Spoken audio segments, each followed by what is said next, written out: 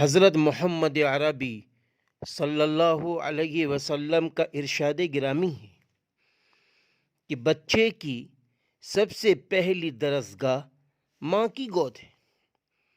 تو پتہ چلا اگر ماؤں کے پیش نظر آخرت ہے، خدا کا خوف ہے، خدا کی یاد ہے، خدا کی محبت ہے، حیا و شرم ہے، سخاوت ہے، صبر ہے، شکر ہے، حلم و بردباری ہے، بندوں کے حقوق کی ادائیگی ہے، حضرت محمد عربی صلی اللہ علیہ وسلم کے نقش قدم اور سنتوں پر چلنا ہے، خلفائے راشدین اور صحابہ اکرام رضی اللہ عنہم اجمعین کے طریقوں پر چلنا ہے، ازواج مطہرات اور بنات رسول اللہ صلی اللہ علیہ وسلم کی سیرت پر چلنا ہے، تو یہ مائیں بھی اپنے بچوں کی اسی طور و طریقے کے ساتھ صحیح دینی تعلیم اور اسلامی روشنی میں اپنی ذمہ داری سمجھتی ہوئی پرورش کریں گی۔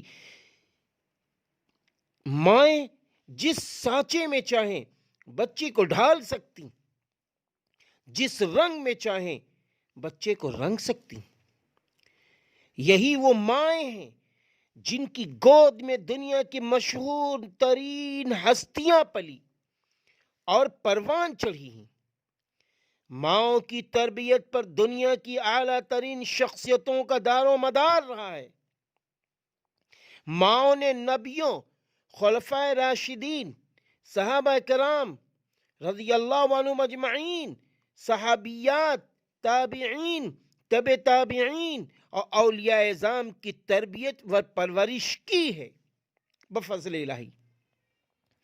آج بھی ہر بڑی سے بڑی قابل فخر ہستیوں کے پیچھے عورت ہی کا اکثر چھپا ہوا کردار نظر آتا ہے۔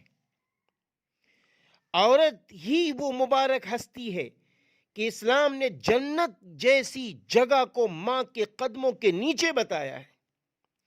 گویا حضور اکرم صلی اللہ علیہ وسلم نے عورت کے سر پر عزت کا تاج سجا دیا۔ عورت کو گھر کی رونق کہا گیا۔ عورت مختلف روپ میں ہوتی ہے، یعنی بیٹی، بہن، بیوی اور ماں، ان تمام کو اسلام نے اونچا مقام عطا کیا۔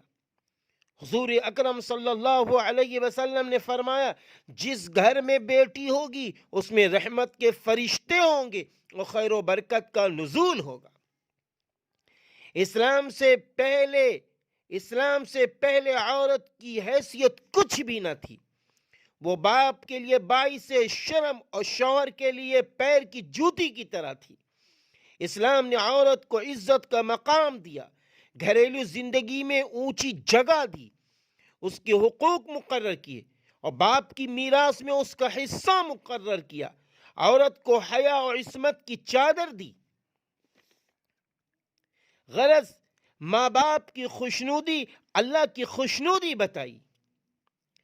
عورت کا کردار یہ ہے کہ وہ اپنا گھر بنانے والی اور مستقبل کی ملت کو سنوارنے والی ہے۔ معاشرے کا بناؤ بگاڑ عورت کے بناؤ بگاڑ پر منحصر ہے۔ اسی لیے یہ بات کہی جاتی ہے، ایک لڑکی کی تعلیم گویا پورے خاندان کی تعلیم ہے۔ ماں باپ اپنی ذمہ داری کو سامنے رکھتے ہوئے بچوں کو سب سے پہلے قرآن و حدیث والی تعلیم ضرور دلائیں، تاکہ وہ مستقبل میں مومنہ اور مخلصانہ کردار ادا کر سکیں۔ حضور اکرم صلی اللہ علیہ وسلم نے ارشاد فرمایا، کسی ماں باپ نے اپنے بچے کو کوئی ایسی بخشش نہیں دی جو ادب سے بڑھ کر ہو۔ پتہ یہ چلا کہ عورتوں کا بہت بڑا کردار چھپا ہوا ہے قرآن و حدیث کی روشنی میں۔ اللہ تعالیٰ نے جہاں یہ بات فرمائی ہے کہ ہم جسے چاہیں بیٹی دے بیٹا دے، یعنی اولاد کی ترتیب جہاں رکھی ہے، تو اللہ تعالیٰ نے سب سے پہلے فرمایا، يَهَبُ لِمَن يَشَاءُ إِنَاثًا وَيَهَبُ لِمَن يَشَاءُ الذُّكُورَ، اور ہم جسے چاہے بیٹی دیں اور بیٹا دیں، یا بیٹی اور بیٹا دونوں دے دیں، اور اس کے آگے فرمایا چاہے ہم جس عورت کو چاہے بانجھ رکھیں۔ اس لیے پتہ یہ چلا اللہ کے نزدیک بھی بیٹیاں قابل مبارکباد ہیں، اس لیے ہمیں چاہیے کہ اپنی بیٹیوں کو تعلیم یافتہ بنائیں، سب سے پہلے ان کو قرآن و حدیث کی روشنی میں تعلیم دلائیں، اور اس کے بعد عصری علوم کی طرف بھی لے جانا چاہتے ہیں تو لے جائیں، ہمارے اور آپ کے لیے یہ سعادت کی بات ہوگی۔